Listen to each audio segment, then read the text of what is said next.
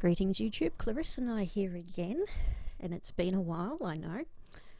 A lot has happened in the meanwhile, and I actually feel a little bit naked because I think I am the only, well, let's just say nearly everyone I've subscribed to has a beard, but I can at least do the big hair.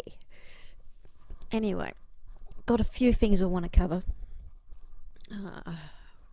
I think I might as well start with the one that has been bothering me the most, and that was a move by my local, I should say, federal government to ban a flag.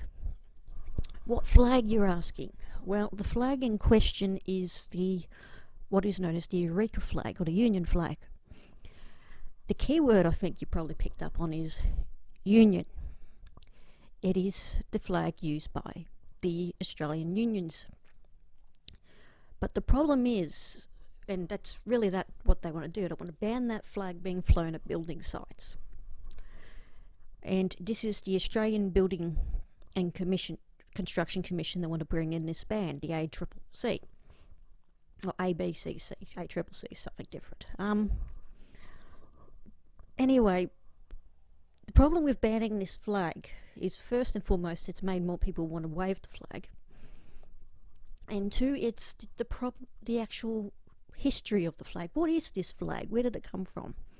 Well, the flag was first flown in 1854 in Ballarat, November 1854 on Bakery Hill, and later it was flown in December of 1854 as part of the Eureka Rebellion. It was the flag that the miners came together under when they were protesting originally as part of the stockade and later were slaughtered.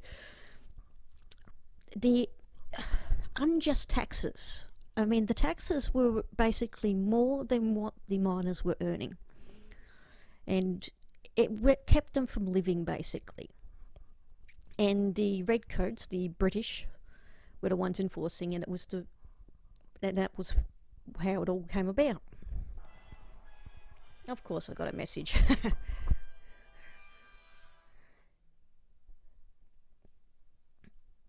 And it's my husband. Anyway. And I know he's going to be watching this, so your message is incredible timing. Okay. Now, the problem with banning the flag is, firstly, this flag was designated a Victorian icon, that's the state, in 2006. It is a heritage flag. It is a very important flag in Australian history. It is also the flag that is used by several sport clubs, in particular Melbourne Victory. It is used by the Federation Uni, or I call them FU Ballarat. They used to be University of Ballarat, but they changed itself to Federation University of Ballarat. So yeah, FU Ballarat. And it's also the flag of the city of Ballarat. So essentially they will be banning the city flag from being flown in the city, in Ballarat.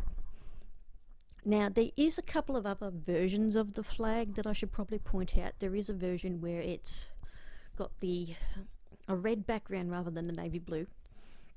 And that was used, and not very well used, in the 70s and 80s as part of by the communists. And it didn't take, neither did communism. And there's been people now on the alternate right, the Reclaim Australia and all the Australian Nazi groups, have been bringing this flag to their protests, or rallies I should say. Now, which is a bit hypocritical, considering that the flag was created by immigrants. There's no and ahhing about that. Every single person involved in the creation of that flag was an immigrant, and one might even argue a legal immigrant, considering that the native Australians, the Aboriginals, did not give permission for them to be here. So here are these white supremacists marching, anti-immigration, waving a flag which was created by immigrants. So yeah, I think it just goes straight over their head. Now, another thing I want to talk about, I don't think I covered in my video last time, was the fact that euthanasia is now legal in my state. You can actually, if you've got to have permission, you can actually choose to end your life if you have a critical illness, so basically an illness that's going to kill you. So if you've got severe degenerative disease, it's usually only in the elderly, you can choose to end your own life on your terms. It is now legal in my state. Now, not that the Australian Labor Party that's who's in control of the state are in fact left wing, but they do have some very sensible policies. What else can I talk about on my list? Yes, Sargon. Sargon of Akkad. Apparently, he got punched in the face, or punched in the boob or something, I don't know. There's video of it. Antifa apparently crushed his talk. And it's been a bit of a divide about in the community about whether it was a good thing or a bad thing. Well, I can just say I'm not for violence, so I don't believe anybody should get punched. I mean, it couldn't happen to a nicer person, but I don't believe in violence. I believe in protests, but I don't believe in violence. I also don't believe in stopping people like Sargon from having a platform. My belief is that, of course, everyone should be allowed to talk, and honestly, the more people like Sargon talk, the stupider they make themselves look. They basically dig themselves into a hole. So give themselves a megaphone, let them show how crazy and unhinged they actually are. I'm more in the belief that if you're going to have Sargon at a convention, you need to have his counterpoint. You need to have someone there with the facts, with the figures, saying, yes, you say this, but here's the reality. So, and as for Antifa crashing it, I don't see why Antifa would crash his thing. I actually question, I'm on the fence whether or not it was actually Antifa or if it was more staged. Because Sargon was sort of fading and suddenly here he is up again. There's something happening of Antifa, and I don't see why Antifa would silence someone like Sargon. And really, they're not silencing him, they're just crashing his thing. I'm not sure that was actually Antifa. I'm not saying it's a false flag, but it wouldn't be the first time. So yeah, I think, yeah, let him talk. Let people realise how unhinged he has become over the years, how much and honestly, I'd love to get him to actually admit whether or not he believes what he's saying or he's just saying it for the views. If he's just saying it for the money. And I really think it is very much about him doing it for the money. I mean, that's what the whole 9/11 truther movement's all about. It's about the money. And there's all these, they're whinging at the moment, him and Alex Jones and several others are whinging, InfoWars, that YouTube is silencing them. You're not being silenced, guys. You're not being silenced. You're just being held to account to follow the exact same rules that everybody else is following. It's equality. It's what you wanted to always talk about. You're basically not being treated as special. And you're crying at the moment because you're not being treated as special. You're always calling other people special snowflakes, and here you are wanting special privileges, not to be held to account, not to follow the same rules as everyone else. You're projecting. You're projecting. It's as simple as that. So yeah, I'm not saying you're a special snowflake, but you're certainly making yourself look like one. Now, the last thing I want to talk about is something that I actually got into a debate with somebody on. on Kevin Logan's video. He recently put up a new descent into manosphere. And I've got to give that guy props, because I could not sit there and watch. I can't even describe the stuff that these people put out in their videos. It is despicable, is being kind. It's sickening, some of the stuff these guys wrote. And I couldn't sit there and watch it and look for stuff. I'd get too angry, I'd pull my hair out. Anyway, basically, I made a comment about yet another horrendous human hiding behind an avatar, a mask, to which someone says, as if you're not. Well, as I said, check my channel.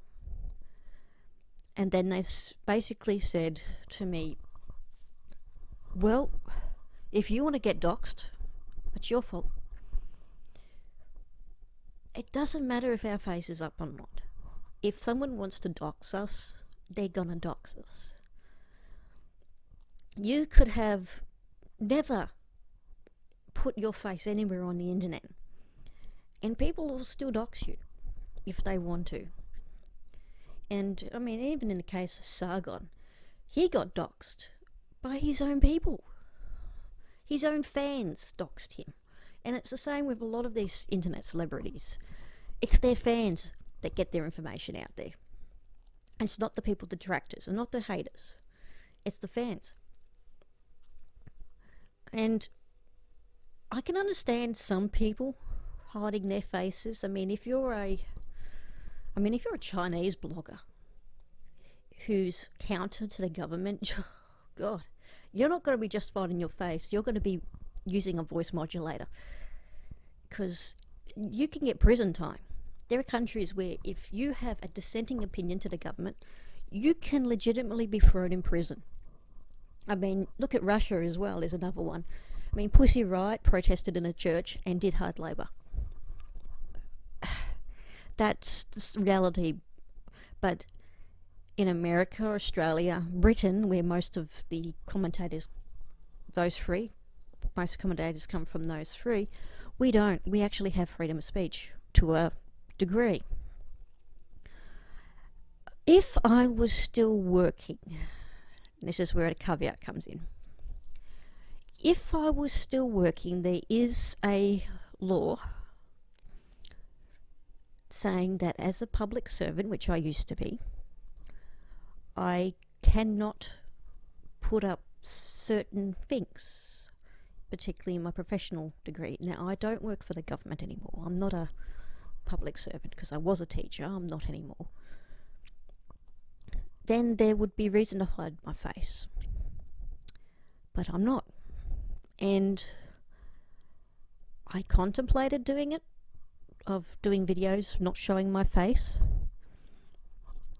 I even trialed a couple of things, but two things that blew that out of the water. One, my Logitech headset decided that it was going to die. I plugged it in one day, was listening, made a screech noise, made a pop noise, and it hasn't worked since. And secondly, I realised that most of my talking, only half of it is vocal. The rest of it is, I'm very much a hands talker. I talk with my face, I talk with my body. So, and while I know that a lot of people do videos and having their face is an ego thing, it's not for me.